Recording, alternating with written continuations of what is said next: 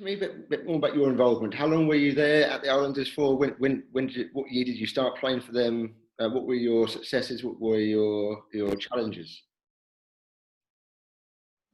Let's start. I started with the New York Islanders in 2001.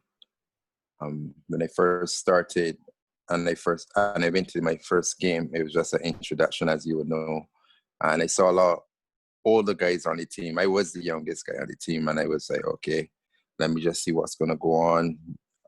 Just very interested in seeing their style of hockey. And what I can tell you is that most of these guys at that stage were probably even going into peace. We actually had on the team, Andre Ferguson's dad. He was about 70-something at the time. He just used to play up front in the D, but he still had the touches. And then Junior Mahorn, he would have been in his 60s then.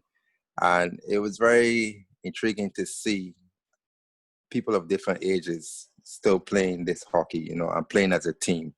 And it wasn't like if someone up front made a mistake, it wasn't no coming down on him. It was always, a pat on the back and, just play on. And that was just how the atmosphere was in New York Islanders. Yes, they may have had one or two superstars on the team. Our guys are better than the other guys, but it wasn't no pompous or no cockiness going on to it. It was just all good team hockey. While I was there, we had about 5 or 6 teams in the league. We had teams from, there's this team called Greenwich. There's a team called Tri-State, Rye. And these are guys that came in from, these teams are comprised of guys that came in from Europe, all over Europe.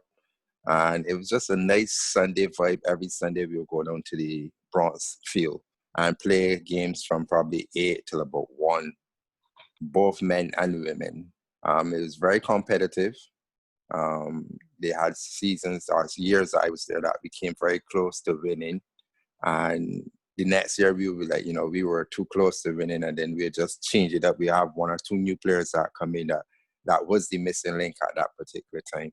I would have won the league with New York Islanders twice while I was there. And I was the captain, which was an achievement for me, captaining these guys that were much older than me. They literally put the keys in my hand and say, yo, just do what you have to do. They will always protect me in the back. Although some of my defenders would have been well over 50, they knew their limits. They would never go running after a guy. The guy had to come to them. So they knew their angles. They knew what shots, what angles to give me the shot from. My stronger side, I would tell them, just give me the shot from my right side because I'll cover it. So you don't worry about anything coming from the left. It was truly a time in my life whereby a growth stage in my life where I had to actually think about what I was doing, don't make any rash decisions, don't complain to the referee because I know everybody's looking at me as a captain. So it was one of those stages in my life where I had to mature as a person on and off the field. But it's winning the league for Islanders was a great accomplishment for me. I would not have thought ever in my wildest dreams to be playing in New York for a club that these guys that were phenomenal for me in terms of personalities.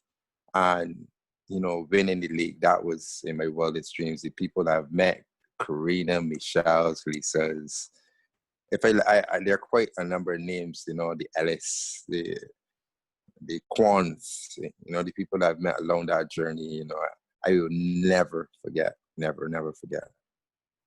What year did you win the league? I think I won the league in probably 2003 and 2004.